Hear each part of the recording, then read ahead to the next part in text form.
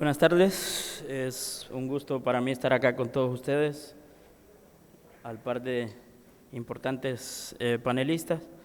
Queremos hablarles un poco acerca de esa valorización económica, valorización de los servicios ecosistémicos en la microcuenca El Yunque. La microcuenca El Yunque es una zona abastecedora de agua a la represa del Cajón. Aparte, es una de las zonas mayor productoras de café en la región de Comayagua. Y todo esto se ha generado a partir de imágenes satelitales, uso de sistemas de información geográfica y alguna otra información espacial disponible. El objetivo, pues, prácticamente es generar una línea base que nos permita medir, comparar, tomar mejores decisiones en función de el mejoramiento de los medios de vida de los productores locales. Hablamos de que un productor de café no solo es productor de café, sino también es ganadero, también es productor de granos básicos, también conserva el bosque, también protege contra incendios forestales y otra cantidad de cosas más. Entonces, ¿cómo todos los medios de vida en esa microcuenca se vinculan entre sí para poder, en este caso, potenciar la producción o la productividad y poder en algún futuro poder comparar o tener una línea de medición para poder comparar todo este tipo de a nivel de ecosistema? Que hemos utilizado a nivel de capas vectoriales o información referencial. También hemos utilizado capas raster o imágenes satelitales con una resolución de 5 por 5 metros. También todo esto es parte de un proyecto Fondo de Desarrollo Verde que ha creado también una guía metodológica. Y hemos utilizado un software llamado ArcGIS con una versión, la última versión. Entonces, hubo todo un tema de generación de información o identificación de capas referenciales en las cuales tenía que ver el tema de topografía, relieve, información muy general de los límites, en función de qué se definieron también los límites. Entonces hubo todo un proceso ahí de delimitación y todo parte por, 1, recurso agua, 2, incorporación de sistemas agroforestales, sistemas silvopastoriles y restauración ecológica como tal. Entonces lo que se quiere, bueno, se hizo el trabajo partiendo de diferentes análisis. Uno que tiene que ver con el tema de carbono, cómo el carbono también, cómo los cafetales y cómo estos sistemas agroforestales incorporan o almacenan carbono. Todo esto se siguió todo un proceso metodológico, no pienso ahondar mucho allá a detalle, pero sí quiero que vean que ha habido todo un proceso de planificación y de generación de información y de interrelación de información que se ha venido generando. Entonces se hizo a nivel de análisis de carbono, un análisis de erosión hídrica y también un análisis hidrogeológico. Este es el área de la microcuenca, lastimosamente no me pusieron la última presentación, pero tenía una gráfica donde, digamos, la tendencia de los recursos naturales en el mundo es hacia desaparecer. Estamos hablando de degradación, estamos hablando de deforestación, estamos hablando de desagregación de todos esos parches de bosque o segmentaciones. Entonces, por lo tanto, lo que queremos hacer ahora es tener una línea de referencia, porque ¿cómo medimos ese impacto que tenemos a nivel de ecosistemas o a nivel de recursos naturales, digámoslo así? Entonces tenemos toda una línea base de referencia, la cual nos permite ahora poder medir con una serie de indicadores que también hemos definido. Entonces tenemos una información espacial disponible y lo que nosotros queremos es medir cuál es el impacto de nuestras acciones, ¿no? Si incorporamos, porque cada una de las acciones que nosotros hagamos van a repercutir de forma positiva o negativa a nivel de ecosistema.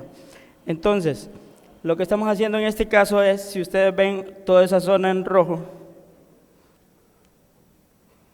toda esta zona de rojo que ven ahí son cafetales con sombra. Esos cafetales con sombra contribuyen positivamente en una serie de variables y para tener un poco de referencia, esta es la parte más alta de la microcuenca y esta es la parte más baja, y en la parte superior, bueno, está el espejo de agua del cajón. Entonces, todas las acciones que se realizan ahí pues, repercuten de forma positiva o negativa en la represa hidroeléctrica. Entonces, partiendo de esa cobertura y de esa distribución de los cafetales, pudimos identificar cuáles son los contenidos de carbono que están asociados a estos cafetales. Y vemos que si hacemos una comparativa entre un cafetal con sombra versus un bosque de pino ralo, estamos hablando de los mismos contenidos de carbono. Entonces, el hecho de tener un cafetal con árboles nos permite tener prácticamente la misma definición de bosque a nivel de país. Y no solo eso, sino también la incorporación de la vida silvestre y otros elementos que se consideran ya al momento de tener el cafetal. Entonces también se hizo el tema de elevaciones, donde están las pendientes. Tenemos identificados cuál es el tipo de suelo también, una serie de variables. Si ustedes ven, esa es la parte de altura, si no me equivoco. Y alturas es el de temperatura. Si ustedes ven todas esas zonas donde están los cafetales, las temperaturas son menores que aquellas zonas donde no tenemos cafetales. Por lo tanto, estamos contribuyendo a tener un microclima diferente en cada una de nuestras zonas. Estamos viendo el tema también de precipitación anual. Tenemos identificada cuál es la precipitación como tal, y si hacemos una comparativa con los escenarios climáticos, vamos a ver que hay algunas diferencias muy representativas a nivel de producción y que no se ven muy afectadas en la zona de los cafetales, pero sí en aquellas áreas donde tenemos otros cultivos. La mayoría de toda esa zona baja de la microcuenca, estamos hablando de que hay ganadería o cultivos básicos, y es ahí donde encontramos más evapotranspiración potencial, hay una mayor temperatura, hay también una menor cantidad de infiltración de agua. Mientras que en los cafetales pues tenemos una temperatura menor, tenemos mayor capacidad de infiltración y tenemos una evapotranspiración potencial menor que la que tenemos en otros usos. Ahí estamos viendo esa evapotranspiración potencial que hay. Entonces, si ustedes ven en la zona de los cafetales, o donde está la zona cafetalera, la evapotranspiración potencial es muchísimo menor que la otra zona. Por lo tanto, estamos contribuyendo a la retención de agua, a los procesos de infiltración y a un mantenimiento de caudal en los ríos que va a dar directamente en la zona del cajón. Aquí ya estamos viendo el tema de escenarios climáticos. Como tenemos también una línea base de cuestiones climáticas, ya Honduras, en el marco de la presentación de la GNDC, ha generado unos escenarios climáticos que tienen que ver con esa cantidad de energía que podemos tener y cómo nos varía, en este caso, la temperatura, la humedad y la evapotranspiración potencial en cada una de las zonas del país. Entonces, si nosotros hacemos el análisis, hicimos una comparativa ahí, estamos en un escenario 4.5, que es el escenario actual. Y si lo vemos ya un escenario 8.5, ya vamos a ver un cambio. Lástima que no puedo retroceder acá. Ahí está. Entonces ya vemos un cambio, o hay una variación en cuanto a la temperatura y a la precipitación que va a haber en cada una de las zonas. Y vemos o identificamos que en aquellas zonas de cafetales, o donde están los cafetales y están las zonas de bosque, el comportamiento es menor o sea que van a sufrir mayor variabilidad en cuestiones de temperatura y de precipitación aquellas áreas que están fuera de los cafetales o que tienen otros usos diferentes al café con árboles y al bosque.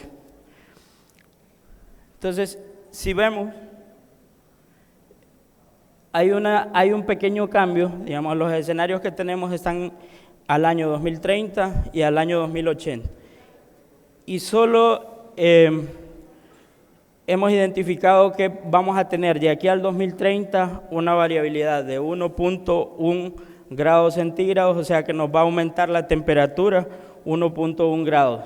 Si lo comparamos con la presentación que hacía ahora el ingeniero Juan, si ya sabemos que la temperatura nos está afectando el grano, imagínense cómo puede afectar 1 grado o 1.1 grados centígrados más a la producción. Y aparte de eso, es que para el año 2080 se prevé un aumento de la temperatura de 1.9 grados centígrados. Entonces, ¿cómo la información que estamos generando nos puede permitir tomar mejores decisiones y cómo podemos ayudar a los productores con este tipo de información o con la generación de este tipo de información que les permita ellos implementar algunas medidas tanto de mitigación como de adaptación? Porque no solo estamos viendo que va a haber un aumento de la temperatura, sino que va a haber una disminución de un 2 o un 3% de la cantidad de agua que va a caer en esa zona. ¿Eso qué quiere decir? Que si tenemos mayores temperaturas, menor precipitación, puede haber algún tipo de estrés hídrico a las plantas, dependiendo de la exposición que pueda tener a nivel de suelo o a nivel de composición estructural dentro de la microcuenca.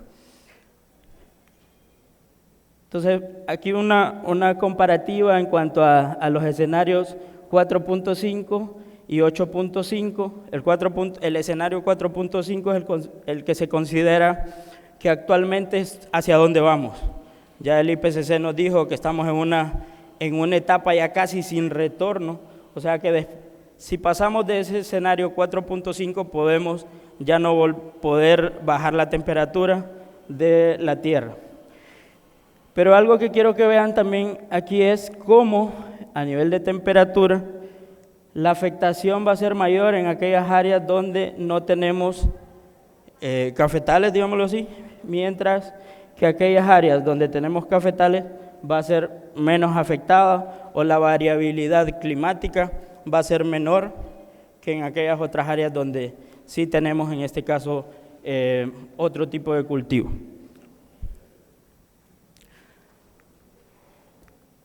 Si vemos, esos son como diferentes tipos de comparaciones entre una información y otra, y si ustedes ven, muy poco varía en las áreas de cafetales. Entonces, ¿a qué nos lleva este tipo de estudios, no? Uno, reducir la incertidumbre en cuanto a los agricultores o a nuestros productores. Nosotros podemos, con este tipo de información, ir haciendo algún tipo de recomendaciones o cómo podemos cómo podemos hacer con esta generación de información tomar mejores decisiones.